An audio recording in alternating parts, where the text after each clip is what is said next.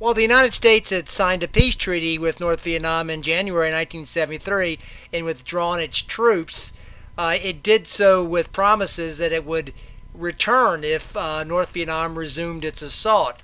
In this section, we'll see what happened when, indeed, as President Thu of South Vietnam worried it would happen, the North Vietnamese resumed their assault. We'll see how Americans reacted to that and how the war, left a legacy. First, it was December 1974, a few months after Nixon had resigned office, that the North Vietnamese, who had been left in South Vietnam because of to remain in South Vietnam because of the peace treaty, resumed their assault on South Vietnam.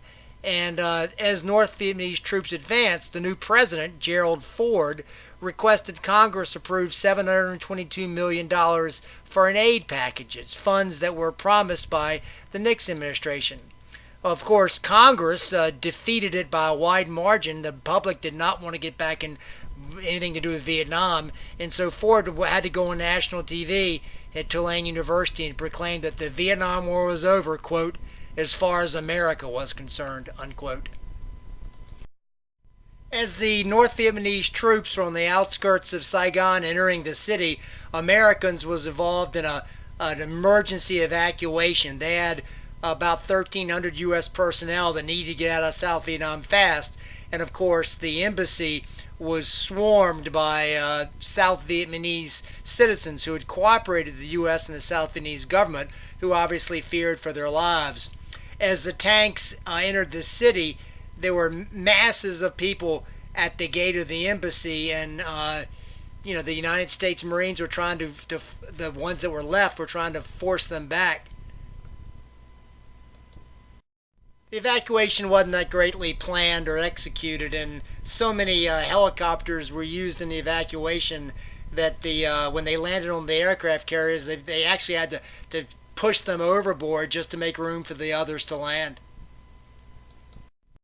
The Vietnam War had ended for the United States in January 1973, but its actual end was in 1975 when North Vietnam took over South Vietnam for their total victory. Looking back on the war, it was often referred to as America's longest war. It cost $150 billion. That's obviously back in money at that time. And it resulted in about 58,000 deaths and 300,000 wounded. And that includes 10,000 paraplegics. Almost half of the 2,700,000 U.S. soldiers who served received less than honorable discharges, a measure of the high desertion rate and the growing anti-war sentiment that existed in the American public. By the time the Americans actually withdrew from the fighting in 1973, it was pretty obvious that the end wasn't going to be good and that the war had been kind of a mistake. And Congress wanted to ensure that, a similar mistake wasn't made in the future.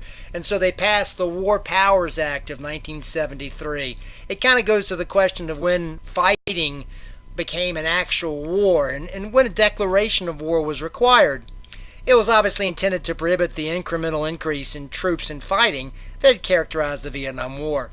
Anyway, under the legislation, the president could send troops into combat for up to 90 days on his own authority. Afterwards, the troops would have to be removed or Congress would have to declare war. And this legislation remains in force, but clearly the question of what constitutes an actual war has continued to be controversial. Thousands of Vietnamese refugees came to the United States. Obviously, the United States felt bad about those it couldn't remove from South Vietnam, and those that were left often went into re-education camps or faced harsh punishment. Many of the Vietnamese refugees included a lot of the American Asian kids, children that American soldiers had fathered by their Vietnamese girlfriends. And today, of course, the Vietnamese population is part of the American fabric. You can see pho restaurants, for example, that 30 years ago never existed. Congress had to pass legislation to admit all the refugees and did so in 1975 with the Indochina Migration and Refugee Act of 1975, which provided almost $500 million to help relocate and settle all the flood of immigrants and refugees that were coming into the United States. Of course, the legacy of the Vietnam War is more than just the presence of Vietnamese American immigrants. We have the number of soldiers still suffering from what we call today post-trauma stress disorder. The war really hurt them emotionally, and they've had difficulty readjusting. Also, you see the use of a chemical agent in the war called Agent Orange, which science has begun to connect to cases of cancer and other physical maladies that the veterans encountered after the war. When the soldiers returned, there weren't parades or thank you. A lot of times people just saw them as baby killers, and so they didn't get much thanks.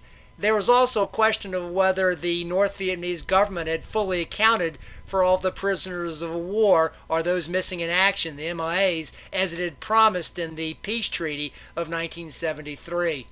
The United States has done an investigation, and people like Ross Perot have gone to Vietnam trying to seek answers to what happened to people. And this is still maintained by many today, that not all the veterans were accounted for.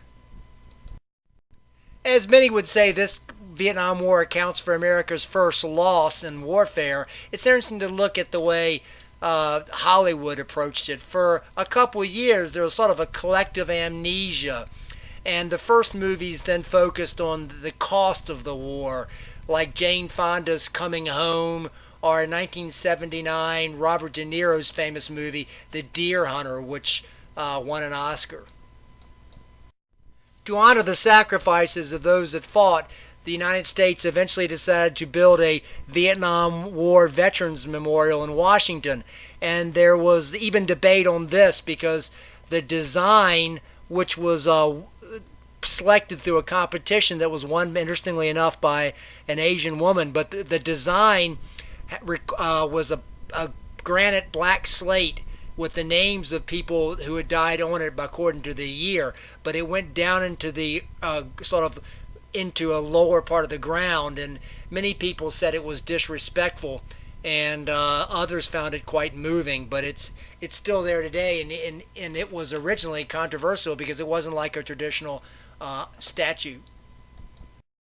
Eventually, as the years passed, Hollywood began to look on Vietnam with a little bit of a fictitious eye. You have, for example, Sylvester Stallone in the movie Rambo, which, America kind of wins that fight.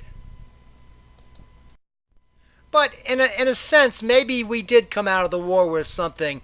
Vietnam did not want to be dominated by China or the Soviet Union. And in the years since, it has maintained its communist government. It's maintained its, no democratic freedoms, but it has slowly emerged as a capitalist country in many respects. They allowed American industry and trade in recently, and Vietnam is growing economically today. So while we haven't got the political freedoms, we do see the beginning of economic freedoms in Vietnam. This includes this section on the very end of the Vietnam War and the legacy it left.